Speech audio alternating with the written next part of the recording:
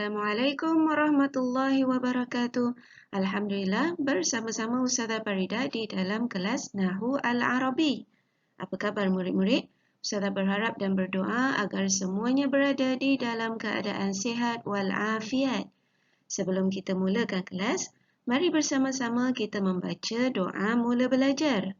Allahumma aftah alaina hikmataka wanshur alaina min khazaini rahmatika ya arhamar rahimin. Rabbi shrah li sadri wa yassir li amri wahlul 'uqdatam min lisani yafqahu qawli. Rabbi zidni ilman warzuqni fahma. Amin. Semua orang dah bersedia untuk belajar? Jom kita mulakan kelas. Murid-murid, kita masih di dalam topik kalimat isim yang menunjukkan bilangan. Bermula dengan mufrad yang menunjukkan satu, musanna dua, dan jamak lebih daripada dua, ramai ataupun banyak. Jamak ini kita dah belajar, dia terbahagi kepada tiga. Yang pertama, jamak muzakkar salim. Yang kedua, jamak muannats salim. Dan yang ketiga, jamak taksir. Kita dah belajar jamak muzakkar salim, kita juga dah belajar jamak muannats salim. Jadi hari ini kita nak belajar jamak taksir. Jadi mari kita lihat dulu apakah makna jamak taksir. Jamak bermakna banyak, ramai ataupun lebih dari dua. Dan taksir pula bermakna rosak, patah, tapi Ustazah akan gunakan terjemahan pecah. Jadi jamak taksir ialah bilangan yang pecah. Apa dia yang pecah? Mari Ustazah terangkan apa yang kita maksudkan dengan taksir ataupun pecah. Sebelum tu, kita ulang sedikit pelajaran yang lepas supaya murid-murid nampak apa yang dimaksudkan dengan perkataan pecah yang Ustazah sebutkan tadi.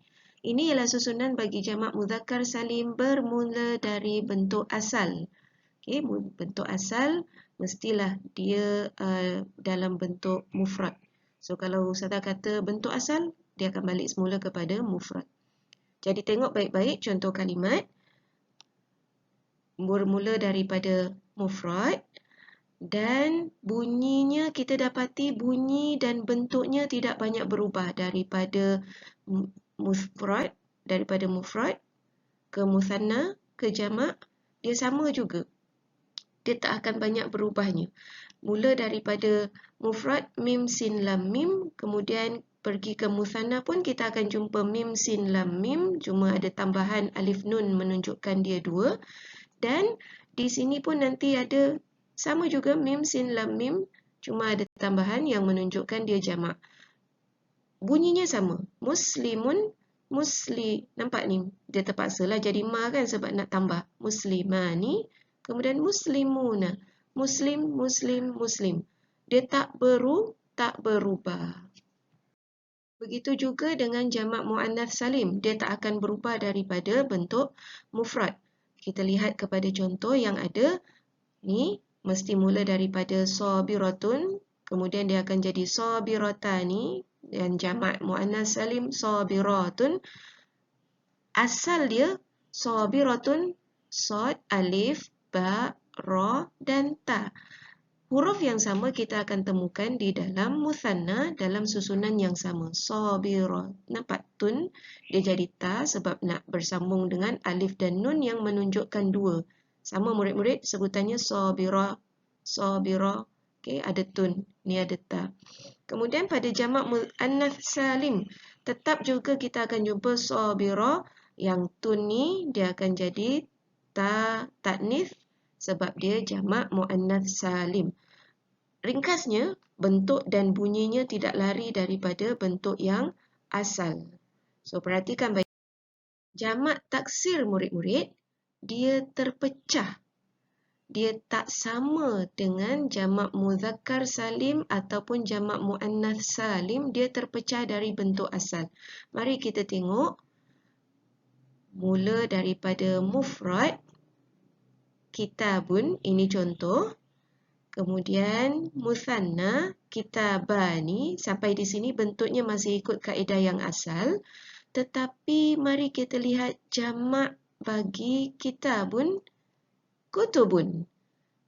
Inilah yang kita sebut sebagai pecah daripada bentuk asal. Mari kita lihat lagi supaya lebih jelas. Di dalam mufrad, kita akan nampak hurufnya kaf, ta, alif, ba. Kitabun.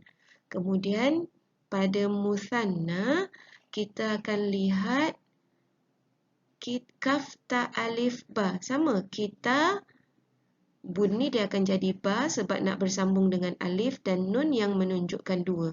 Kitab, bunyi dan huruf yang sama. Tetapi apabila dia masuk ke dalam jamak, maka dia jadi kutubun. Dah tak ada kitab, dah tak ada dah. Dia jadi kutubun. Inilah yang kita sebut sebagai taksir ataupun pecah daripada apa? Pecah daripada kaedah, dia tak ikut bentuk dan bunyi yang asal. Jamak taksir ini tak ada tanda murid-murid, tapi nanti lama-lama belajar, insya-Allah kita akan hafal kalimatnya.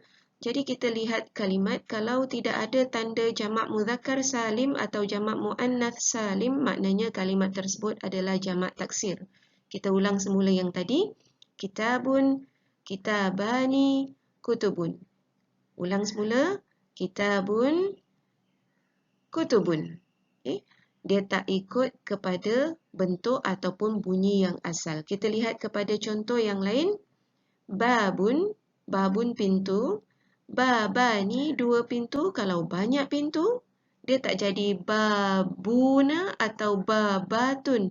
Dia akan jadi abwabun. Jadi ini nih yang kita sebut jamak taksir. Mari kita lihat lagi contoh yang lain supaya kita nampak bentuk-bentuk kalimat bagi jamak taksir.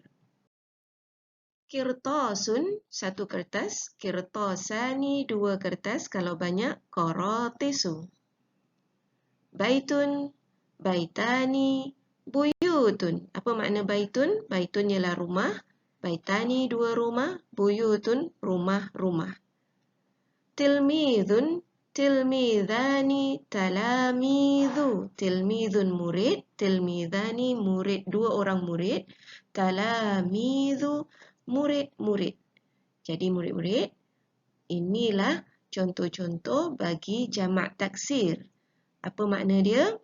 Terpecah daripada bentuk yang asal. Jamak menunjukkan banyak, taksir terpecah daripada bentuk yang asal. Pecah apanya?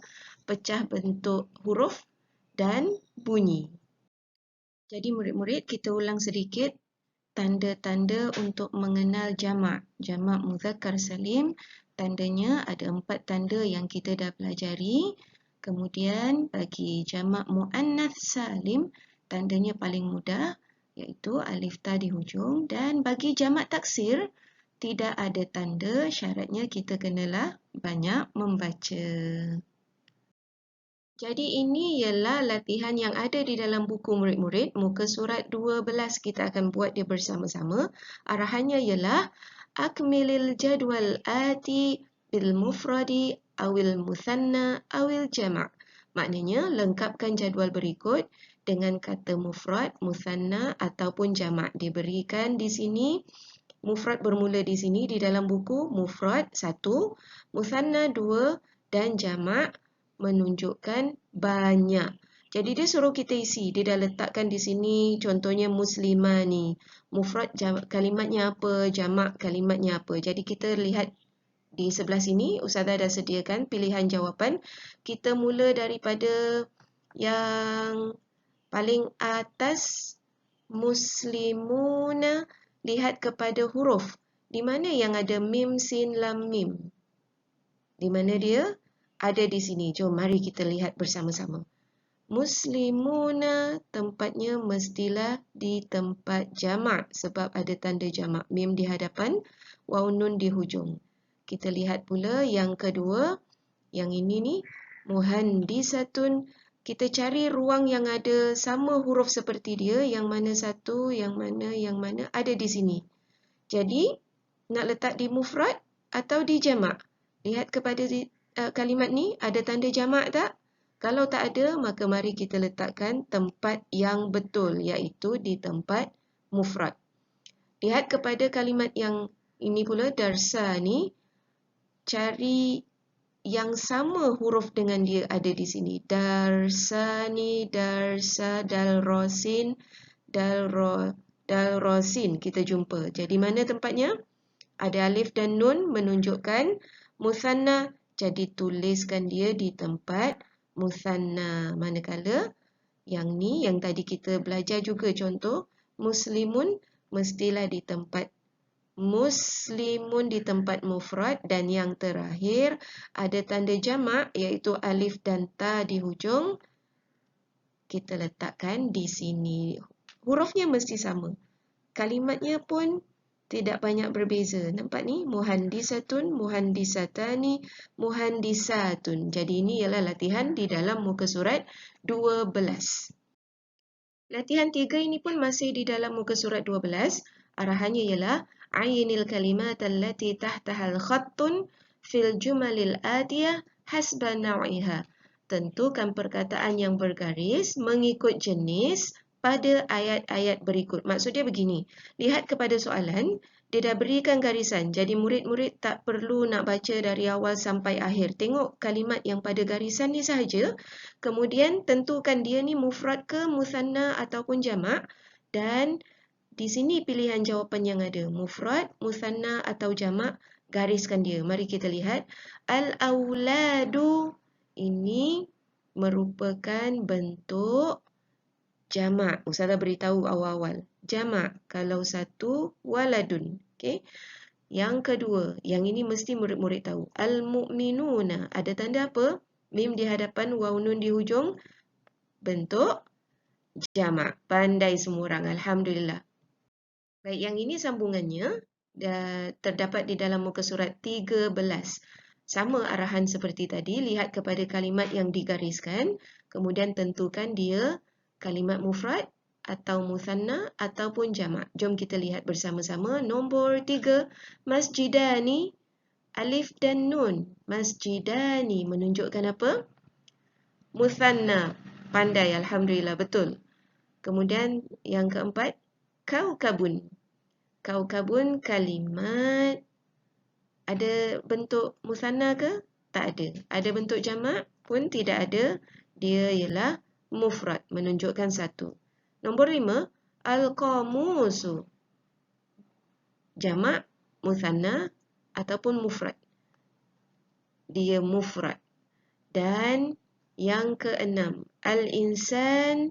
Al-insan, kalau jamak dia annas, makna dia al-insan mesti juga di dalam bentuk mufrad. Jadi begitu murid-murid, kita kena lihat kepada kalimat yang digariskan.